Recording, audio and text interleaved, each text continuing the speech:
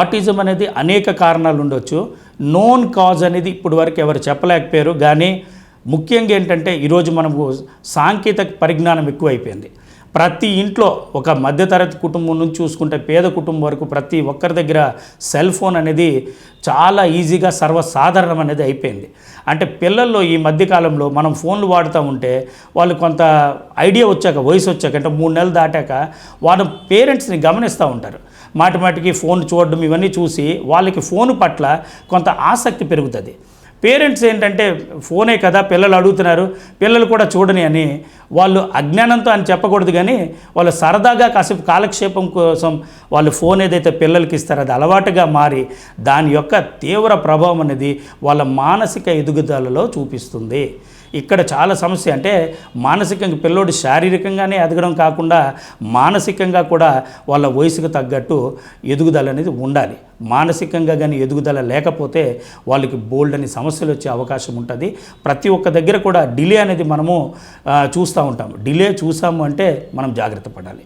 రెండోది, ఏ కారణాల వల్ల డిలే ఉండొచ్చు అనేది ఒక నిపుణులు నిష్ణాతమైన వైద్యులు మాత్రమే తేల్చి చెబుతారు. అట్లీస్ట్ పేరెంట్స్ పిల్లోడు ఒక 2 సంవత్సరాలు వచ్చే వరకైనా చాలా జాగ్రత్తగా పరిశీలించి ప్రతి ఒక్కటి డాక్టర్లని అప్డేట్ అనేది ఇస్తూ ఉంటే వాళ్ళ యొక్క గ్రోత్ బోత్ మెంటల్లీ ఫిజికల్లీ వాళ్ళ గ్రోత్ అనేది బాగుంటుంది.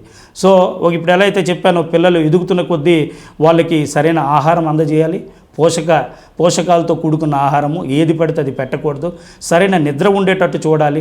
రెండోది, పిల్లల దగ్గర మనం ఏది భావోద్వేగాలు అంటే కోప్పడ్డాలు, లేకపోతే భార్యాభర్తలు ఉన్నారు వాళ్ళు గొడవ పడ్డాలు, వాళ్ళ దగ్గర బిగ్గరగా అరుచుకోవడాలు అవి లేకుండా పిల్లలతో మమేకమై పేరెంట్స్ అమ్మ నాన్న లేకపోతే ఇంట్లో నానమ్మ తాతయ్య అమ్మమ్మ తాతయ్య కలివిడిగా పిల్లలతో ఆటలాడడానికి సర్వసాధారణంగా ఆటలతో పాటు కొన్ని రకాల కథలు చెప్పడానికి ఇవన్నీ వాళ్ళు ప్రాధాన్యత ఇవ్వాలి. అటువంటిప్పుడు పిల్లల్లో చురుకుతనం అనేది పెరుగుతుంది. కాస్త సెన్సరీ లెవెల్లో అటెన్షన్ అనేది ఏం చెబుతున్నారు అనేది ప్రతి ఒక్క అంశం మీద వాళ్ళకి శ్రద్ధ పెరుగుతుంది. ఆ శ్రద్ధ పెరగడం వల్ల ఏంటంటే వాళ్ళు తాలుగా ఇప్పుడే చెప్పిన బ్రెయిన్లో ఎదుగుదల అనేది అంటే మెంటల్ లెవెల్లో ఎదుగుదల అనేది జరుగుతుంది. దానివల్ల వాళ్ళు లాభపడతారు. సో అందుకు ఒకటి ఆహారం విషయము, ఒకటి ఎలక్ట్రానిక్ గ్యాడ్జెట్స్ ఏదైతే మనం పిల్లలకి ఇవ్వకూడదో ఆ వయసులో అది ఎక్కువగా వాళ్ళు వినియోగించడము, మనం ఇచ్చేసి మనం వాళ్ళ పట్ల ప్రత్యేకమైన శ్రద్ధ చూపించకపోవడము, వాళ్ళతో ఆడకపోవడము, మనము డ్యూటీలు చేసుకొని వచ్చిన తర్వాత అలిసిపోయిన తర్వాత పిల్లల్ని పట్టించకపోవడము, ఇలాంటివి ఎన్నో సమస్యల వల్ల తెలియకుండా పిల్లల్లో గ్యాప్ అనేది జాప్యం అనేది జరిగి మెల్లమెల్లగా వాళ్ళు ఆటిజం బారిన పడవచ్చు.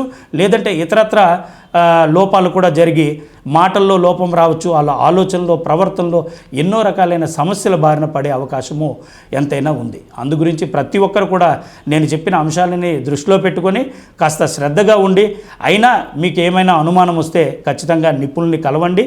కలిసి మీ తాలూగా ఆ డౌట్లని మీరు క్లియర్ చేసుకోండి.